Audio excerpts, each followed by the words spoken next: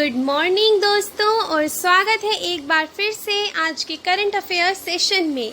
और स्वागत है आप सभी का एक बार फिर। तो चलिए दोस्तों, आज से हम शुरुआत कर रहे हैं एक बार फिर अपने करंट अफेयर्स की, और ये नॉन स्टॉप चलेगा डेली। जी बिल्कुल, मैं आपको विश्वास दिलाती हूँ कि अब मैं एक भी दिन इसको नहीं छोड़ूंगी और डेली करंट अफेयर्स को लेकर आती रहूँगी। एंड मैं आपको साथ में ये भी विश्वास दिलाती हूँ कि जो भी न्यूज़ मैं इसमें कवर कर रही हूँ वो एग्ज़ाम पॉइंट ऑफ व्यू से बहुत ज़्यादा 99% रेलेवेंट है। एंड आप अच्छे से ट्रस्ट कर सकते हैं इस करंट अफेयर सेशन पर। एंड आपको इसके अलावा और कुछ पढ़ने की ज़रूरत नहीं है यदि आप किसी भी गवर्नमेंट एग्ज़ाम को टारगेट कर रहे हैं। तो चलिए दोस्तों, शुरुआत करते हैं। सही फैसला लेने के चक्कर में मत पड़ो, बल्कि फैसला लो और उसे सही साबित कर दो। जी बिल्कुल, सही फैसला लेने के चक्कर में यदि आप पढ़ेंगे तो आप व्यर्थ में अपना समय गंवाएंगे, क्योंकि हमें नहीं पता कि कौन सा फैसला हमें किस ओर लेकर जाने वाला है। तो जो भी आप करना चाहते हैं जल्दी से डिसीजन लीजिए और उसे सही साबित कर दीजिए कि जी हाँ, जो डिसीजन आपने लिया है वो बिल्कुल करेक्ट है एंड उसी की वजह से आपको सफलता प्राप्त हुई है। The number one news is that Punjab starts ABR system for effective screen of hearing loss in newborn। जो नवजात बच्चे होते हैं उनके जो हियरिंग लॉस होता है उसको इफेक्टिवली स्क्रीन करने के लिए पंजाब सरकार ने ABR सिस्टम को शुरू किया है, ताकि जो नए बच्चे होते हैं, जो न्यूबॉर्न बेबीज़ होते हैं या फिर जो यंग चिल्ड्रन होते हैं, उसमें हियरिंग लॉस को मैनेज किया जा सके। जी देखिए, सुनने में जो प्रॉब्लम होती है वो, तो पंजाब गवर्नमेंट ने automated auditory brain stem response system को क्या किया है, लॉन्च किया है, किसके तहत, universal newborn hearing screening programme के अंदर। इसकी वजह से पंजाब पहला ऐसा स्टेट बन गया है हमारे देश में जिसने एक ऐसे सिस्टम को इंट्रोड्यूस किया है। अब देखिए, जब डायग्नोज कर दी जाएगी हियरिंग डिसेबिलिटी किसी बच्चे में, मतलब उसे ठीक कर दिया जाएगा हियरिंग डिसेबिलिटी को, तो जो स्टेट गवर्नमेंट है वो free of cost cochlear implant भी प्रोवाइड करेगी, जो कि एक सर्जिकली इम्प्लांटेड न्यूरोप्रोस्थेसिस है, जिसकी वजह से जो बच्चा है, जो पर्सन है जिसको सेंसोराई न्यूरल हियरिंग लॉस है, उसका जो साउंड हो, सेंस ऑफ साउंड है, उसको क्या कर दिया जाएगा, ठीक कर दिया जाएगा, मॉडिफिकेशंस कर दी जाएंगी। सेकेंड न्यूज़ है कि गुजरात हाई कोर्ट पहला ऐसा कोर्ट बन गया है जिसने अपनी प्रोसीडिंग्स की लाइव स्ट्रीमिंग शुरू कर दी है। गुजरात हाई कोर्ट पहला ऐसा कोर्ट बन गया है हमारे देश ने जिसने फॉर्मली कोर्ट प्रोसीडिंग्स की लाइव स्ट्रीमिंग शुरू कर दी है। जो चीफ जस्टिस है इंडिया के NV रमना, उन्होंने अनाउंस किया है कि बहुत ही जल्दी कदम उठाए जाएंगे ताकि सेम सिस्टम को सुप्रीम कोर्ट में भी कुछ एक्सटेंट तक रेप्लिकेट किया जा सके। थर्ड न्यूज़ है कि जो बांग्लादेश है, यानी कि हमारा पड़ोसी देश, वो एक alternative social media platform develop कर रहा है फेसबुक और व्हाट्सएप के लिए। जो बांग्लादेश की सरकार है उसने एक सोशल मीडिया प्लेटफॉर्म बनाया है जिसका नाम है जोगाजोग, जो कि फेसबुक का ऑल्टरनेटिव है। जो प्लेटफॉर्म है वो लोकल एंटरप्रेन्योर्स की मदद करेगा ताकि वो अपना खुद का मार्केट प्लेस बना सकें इंफॉर्मेशन और डेटा शेयर करने के लिए, बिना किसी फॉरेन प्लेटफॉर्म पे डिपेंड होने के। जो गवर्नमेंट है वो वर्क कर रही है ताकि कम्युनिकेशन ऐप अलापन भी बनाया जा सके, व्हाट्सएप का ऑल्टरनेटिव। जो जुनैद अहमद पलक हैं, उन्होंने कहा है कि गवर्नमेंट प्लान कर रही है कि एक स्ट्रीमिंग ऐप बनाया जा सके यूट्यूब की जगह, ताकि जो बहुत सारा पैसा एडवर्टीजमेंट में जाता है देश के बाहर वो स्टॉप किया जा सके। फोर्थ न्यूज़ है कि केरला बैंक ने न्यू लोन स्कीम को लॉन्च किया है। केरला बैंक ने लॉन्च की है एक new loan scheme titled Kerala bank Samagra for the infrastructure development of primary agricultural credit cooperatives. अभी जो कॉम्प्रिहेंसिव लोन स्कीम है इसको डिवाइस किया गया है ताकि PSES को हेल्प की जा सके, जिसकी वजह से गांव में जो है कोविड क्राइसिस से बचने के लिए और अब जो गांव में रूरल एरियाज हैं वहां पर जॉब अपॉर्चुनिटीज बनाई जा सकें। फिफ्थ न्यूज़ है कि Multilink announces tie up with NSDL payments bank to build 4000 plus business correspondent agent network in India. जो मल्टीलिंक है उसने टाई अप कर लिया है NSDL पेमेंट्स बैंक के साथ, ताकि 4000 से ज़्यादा business correspondent agent network Bharat में क्या किए जा सके, बनाए जा सकें। मल्टीलिंक क्या है, ये भारत की फास्टेस्ट ग्रोइंग फिनटेक कंपनीज में से एक है जिसका 1 लाख से ज़्यादा न्यूरल नेटवर्क है of agents spread across India, said it will begin its strategic partnership with NSDL Payments Bank to build agent points across India. And ये जो स्ट्रेटेजिक टाई अप है, इसकी वजह से क्या होगा, बैंकिंग फैसिलिटीज जो हैं वो प्रोवाइड की जाएंगी रूरल और अर्बन एरियाज में एनईओ बैंकिंग सिस्टम्स के थ्रू. कंपनी बिलीव करती है कि ये जो ब्रांचलेस बैंकिंग टाई अप है, इसकी वजह से डिजिटाइजेशन को क्या मिलेगा, बूस्टअप मिलेगा और बहुत ज़्यादा लोग जो हैं बेनिफिट्स अवेल कर पाएंगे and use banking facilities from their neighbourhood.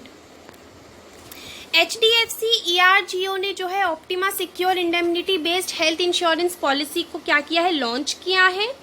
HDFC ERGO general insurance ने अनाउंस किया है कि ऑप्टिमा सिक्योर का जो लॉन्च है ये एक हेल्दी इंडेमनिटी इंश्योरेंस प्रोडक्ट है, जिसकी वजह से it will redefine the value customers can get their insurance plan. की जो भी वैल्यू कस्टमर्स हैं उनको क्या मिलेगा, इंश्योरेंस प्लान मिलेगा. HDFC ERGO के अकॉर्डिंग क्या है, ये जो प्रोडक्ट है इसका secure plus protect and restore benefits built in है, जो कि कंबाइन करेंगे to offer customers to up to 4 times their sum insured at no additional charge while guaranteeing coverage for listed non-medical expenses.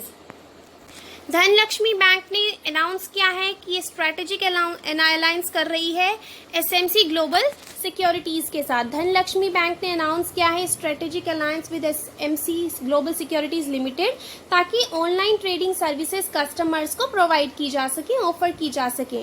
ये जो tie up है ये एक integrated 3-in-1 account comprising a savings, demat and trading account provide करेगा, providing a hassle-free and convenient trading experience to the Dhanlakshmi Bank customers through the portal www.smctradeonline.com apart from mobile trading app SMC AC and desktop-based software. 8th news है कि Cisco and NSTC ने partner किया है to upskill India in digital skills.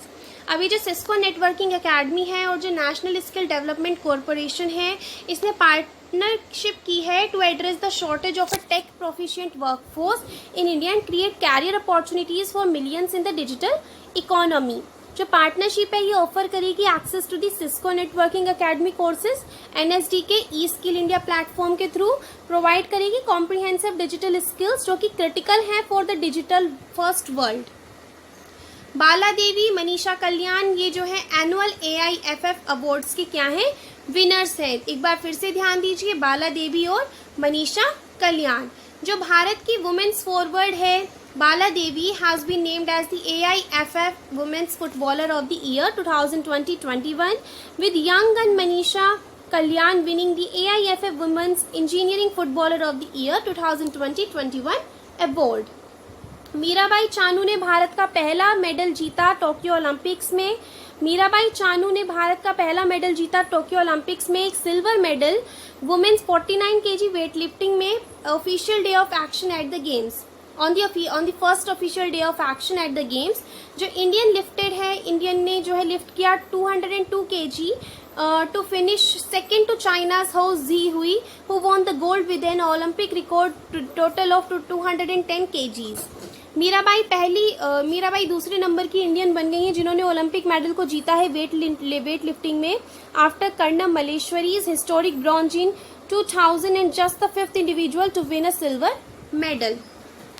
Bangladesh legendary folk musician हैं और freedom fighter हैं थे फाकिर आलमगीर, ये जो है इनकी डेथ हो गई है, he has passed away. Folk music legend and freedom fighter Fakir Alamgir ये पास अवे हो गए हैं ढाका में. ये सफर कर रहे थे कोरोना वायरस इन्फेक्शन से एंड इनको एक हार्ट अटैक आया था. He was just 71. Singer, musician and songwriter Fakir Alamgir was a leading exponent of Gono Sangeet or songs of the masses. He was known as a leading voice for the weaker sections of the society.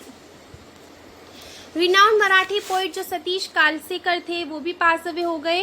Renowned Marathi poet Satish Kalsekar passed away following a heart attack. He was 78. Kalsekar was awarded with Sahitya Akademi award in 2014 for his collection of essays Vachanarachi Rojanishi. He was mostly known for his work as a poet. His popular collections of poems are Indriyo Nishad, Sakshat and Vilambit.